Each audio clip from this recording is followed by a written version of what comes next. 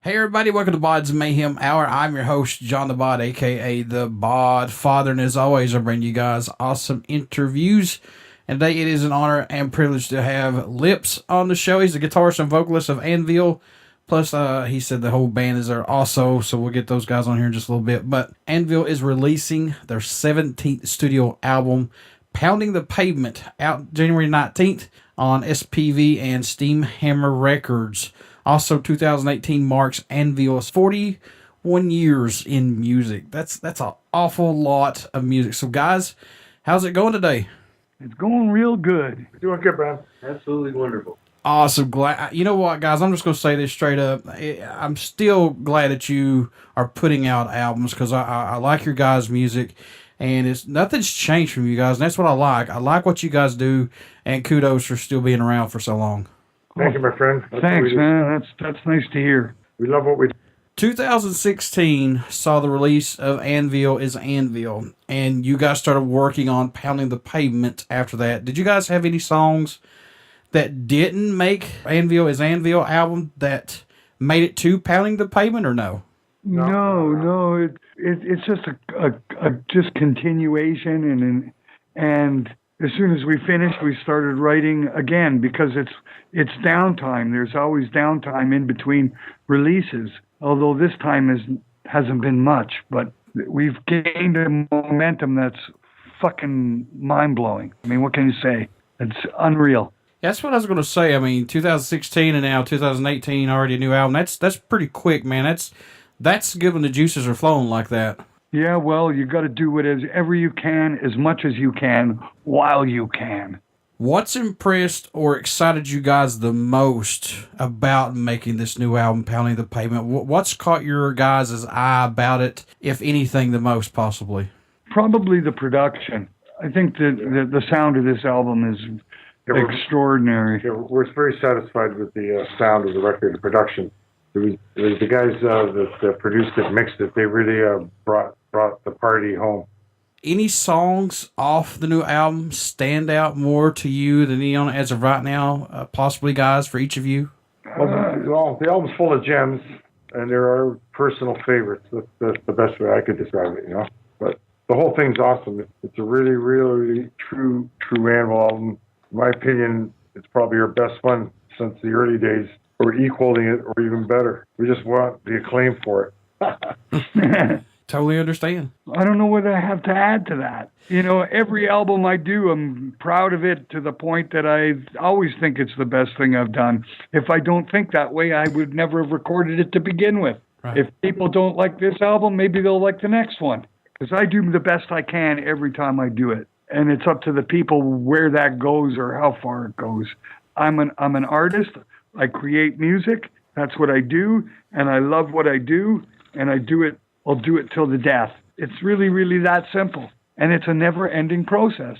You know, the end of one album is the beginning of the next, and so it should be. Just like anybody's life, the end of last week is the beginning of this week, and that's what it is. It's constantly moving on and leaving testament to the time, leaving a bit of you behind as you go until there's nothing left. I got a saying on it. Every time I play the drums, a little piece of me dies. Well, I'm telling you right now, you know, like I said, this is really good from you guys. I'm going to make a bold statement, and I always make bold statements, and people they like me or they hate my statements or not. If they can't get into your guys' music, then they're really missing out on what rock and roll should be, and metal. Well, that's nice to hear you say that. That's a fair statement. That's fair. We can't. We're not going to just. Yeah, you're realistic. That's real. It's more reality. We like reality. Yeah. They're not alternative facts. This was produced at Sound Lodge Studios, and I hope I pronounced this right, Rotterdam, in the northwest of Germany, by Jorg Uken. Yep. What led you guys to record in Germany with Jorg on this, guys? German management and record companies. Well, our team is German and German guys, and that's pretty well it. And we recorded the last album in Germany at a different place, so we had a great time. It worked out good, so we decided to do it again. We changed studios though, but it's a good vibe. It's good. They make good records over there, man. They have amazing technicians and amazing equipment. And they also know their metal. You know, like it's a place, if you want to make metal, that's a good place to go make some metal. That's true. Yep. They are the experts at it. If anybody's perfected what metal is, it's the Germans. You know, you want to talk about guitar players and productions. They're just really, really precise, amazing fidelities and just top notch. It's the experts. And David Hasselhoff. Yeah, that's right. I had to get that in there because every time somebody mentions Germany, I'm thinking David Hasselhoff. What the fuck? Yeah, I know. I know. That's America's stereotype, or Hogan's Heroes. Yeah. You know what I mean? You Yeah. think of Germany, it's like, oh, where's Stalag 13? You know. I just think of it because that's all that I hear. You know, David Hasselhoff had a big career over in Germany. I'm like, really? How? Oh man, supporting wise, album sales and things like that. You know, a lot of it comes from Germany. Well, it's the stronghold. It's where the people. Metal is a way of life. It's not a type of music. Very true. For those people, man, come on, man. That's true. They're always into heavy metal and stuff over there. How special is it, guys, to have released 17 albums in the 41 years that Anvil has existed? It feels like you're accomplishing something with your time while you have the time. That's the only way I can look at it, you know? We don't really count the albums. You know, people count them for us, and then we're reminded. We just make music, and the years pass, and it's what you do with your time while you have time. The time is limited while you're here. So you got to get as much done as possible, you know, and the clock is always ticking. Yeah. So it feels good. We're reminded that we have 17 recordings. That's amazing. And we're going to try to make it to 20. That's part of our goal. We'll see if we can make 20 albums.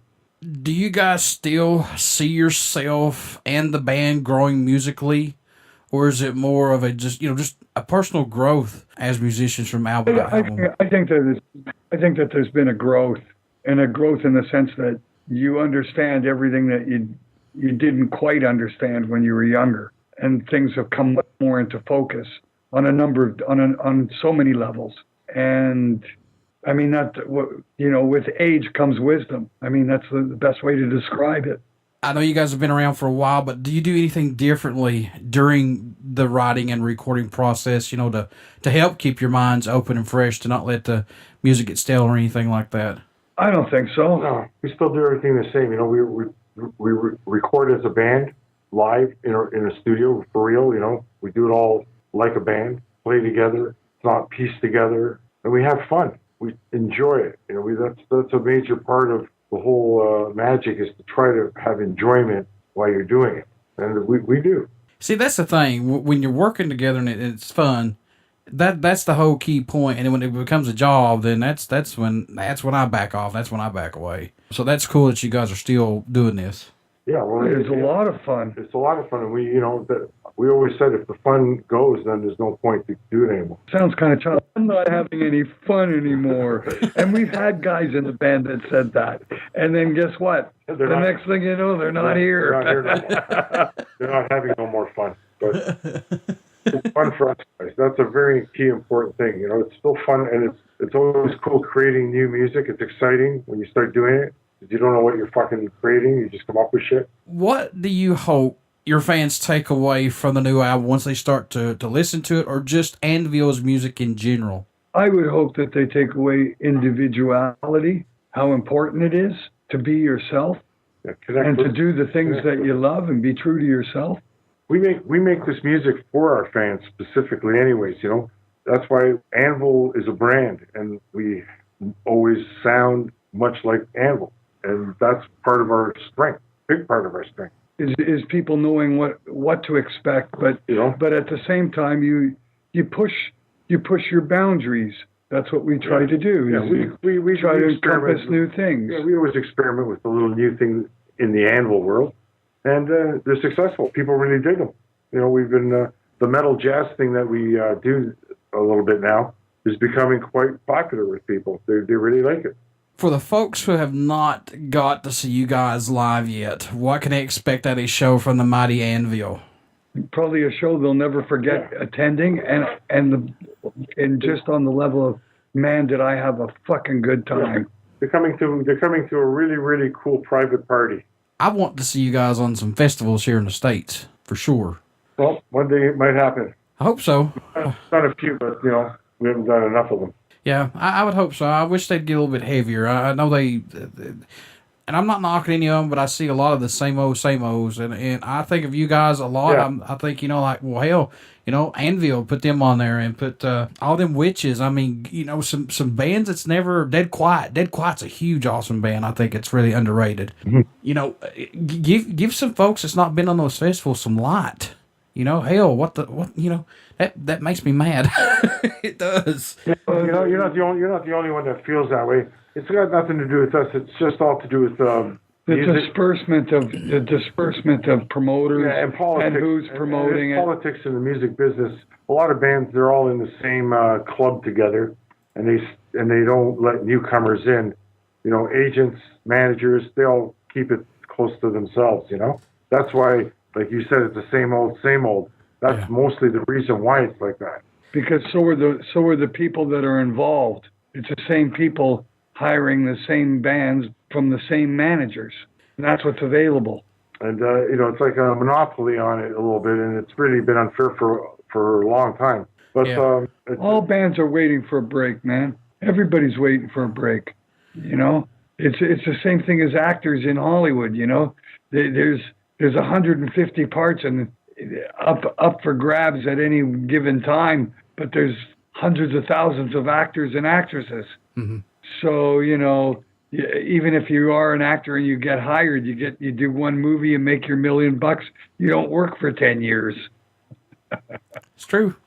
So these are the realities of the entertainment business in general. So all this stuff are reasons why it is the way it is. But you know, we're available to do anything. You know, sometimes we get we did some shows with AC/DC a bunch of years ago. That was a big break for us.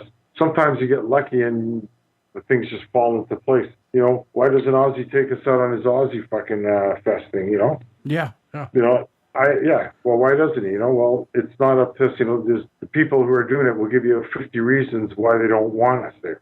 None of them will be reality, but that's what they'll say. But they'll take a 20-year-old kid band that nobody will ever give a fuck about. They'll take them out instead. You know what I mean? And it's not disrespectful to the kid band. It's just there's more reality. They just do that. Yeah, we just don't pay attention to it. We make carve our own path, man. That's it. Since it's the digital era of recording albums and social media, for a band that's been around when there was no social media at the time or digital ways of recording, is this frustrating, or does it help these bands out more since they can reach out to new fans and discover their music these days? Well, for Anvil, social media has been a good thing in our case. You know, it actually works a lot, and you really get the news and information passed immediately to the people that need to know it. So in our case, you know, I think it works. For a new band coming up, I don't know how it works for them because nobody knows who they are. So yeah, they put their music and name out there, but I'm not really sure if it has the same effect as an established band. Support-wise, is there a country or location that stands out more or surprises you guys? You get support from that area to this day? Well, lately, the UK is turned on big time for Anvil, incredibly turned on. You know, the UK was a tough place in recent years. It's growing for a band. You know, there's a big interest there. We've been touring a lot there, and the people are coming to support us. So that was one that we wouldn't have seen that 10 years ago. Yeah, and also Australia. Yeah, and Australia is another one. Same thing. Australia is really we're getting more popular there too. Much more popular. We go tour there, and people are coming. People are coming. Now, I know there's a lot of bands out. I know there's a lot of music out there. But what does Anvil bring to the table for music that's not out there as of right now, or that nobody has picked up on as of right now, possibly? Well, Anvil's Anvil. That's the bottom line. Nobody sounds like Anvil. Nobody plays like Anvil. Nobody writes our kind of music. We're our own brand. We own it 1,000%. 1,000%. So that's what we bring to the table and have been since the day we started. It's pretty obvious.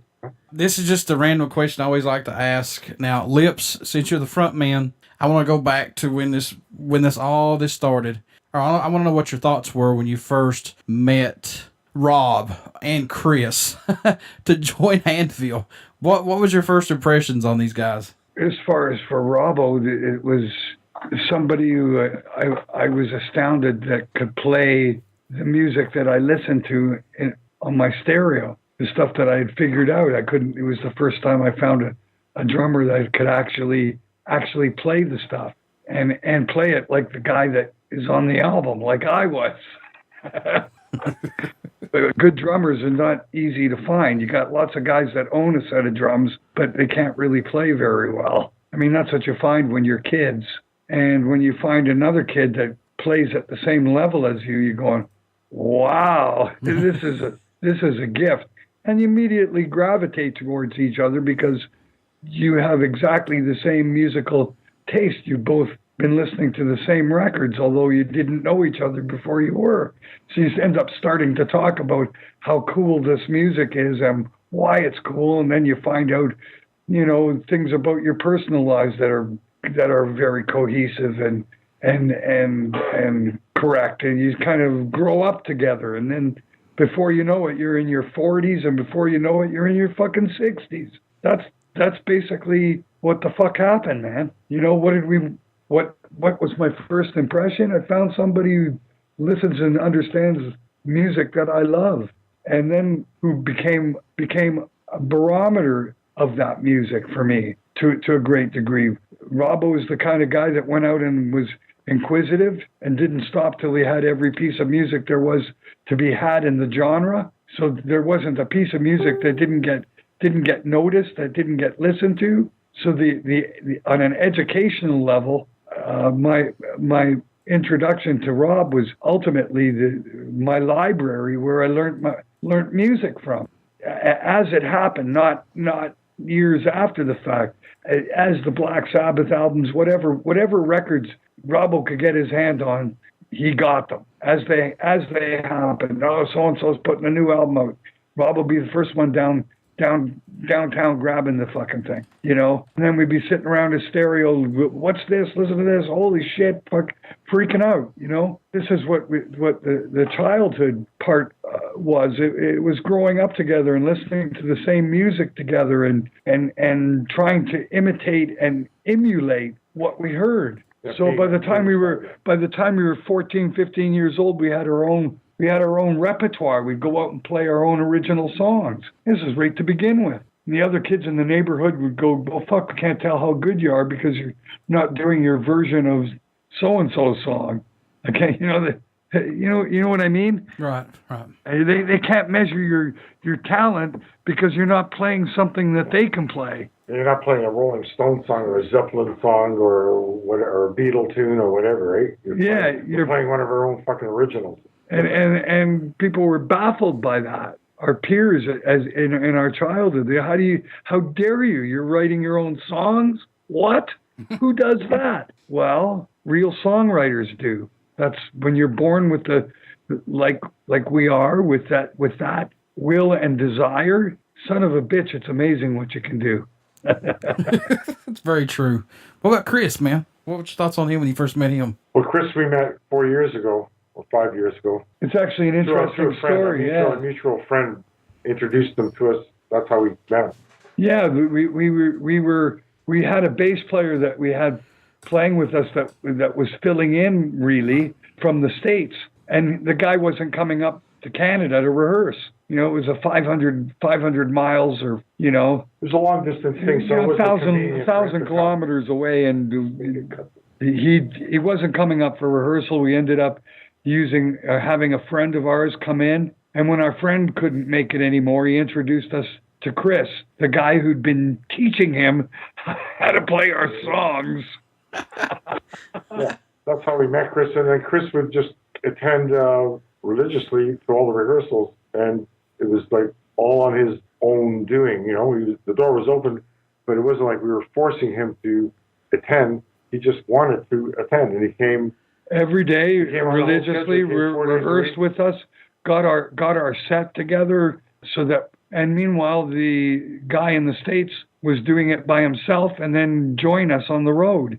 So it got to the point about the second time through with that we said to Chris that he should come with us, and if nothing else, just, help move equipment and help us through the tour and watch and examine what's going on, because the guy who's currently in the band is not going to last. Yeah, he was just a temporary thing anyways. So that was it. And then after Little Man left the band, Chris became a full-time pounder. A full-time member, and there was really it was seamless, because He was already playing with us for a year and a half before he got on stage with us.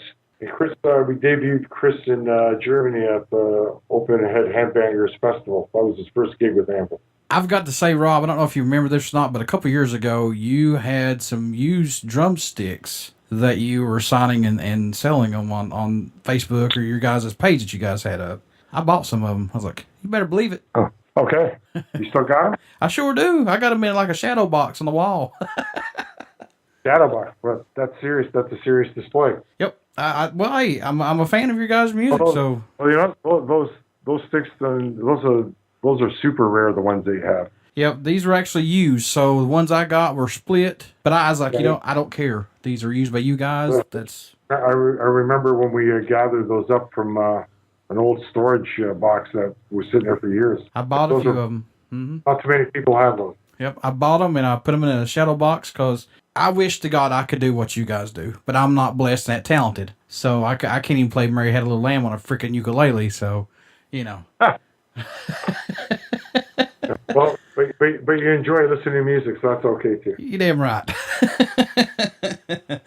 Oh, folks, Anvil's new album, Pounding the Pavement, is out January the 19th on SPV Steamhammerrecords. 17th studio album by this great band. So get out, pick this up. Pick up some old stuff that they have. It doesn't matter. Just give them a chance. Listen to them. You will not be disappointed. So before I let you guys go, how can folks get in touch with you, buy some merchandise, tour dates? How can they do that? Anvil merchandise, it's available on our website, which Anvil, I don't know what it's called. What's it called? We have merchandise available. There's a website for it. It's anvilmetalpounders.com, I think. Anvil.com. Well, the bottom line is go visit the Anvil and Facebook page. Yeah, if you go to the Facebook page on Anvil page, you can get everything. Everything's there. There's an Anvil store there. You can get our CDs through there. Before I let you guys go, would one of you care or all of you care to do a promo for the show? Hi, this is Lips. This is Rob Reiner. And this is Christ. And you're listening to BODS Mayhem Hour. Everybody stick around. We got some great music coming up, and you only hear these interviews right here on BODS Mayhem Hour and Uber City Radio. Thank you guys so much. No problem, Thanks man. a lot, bud. Thanks a lot. That's when I take my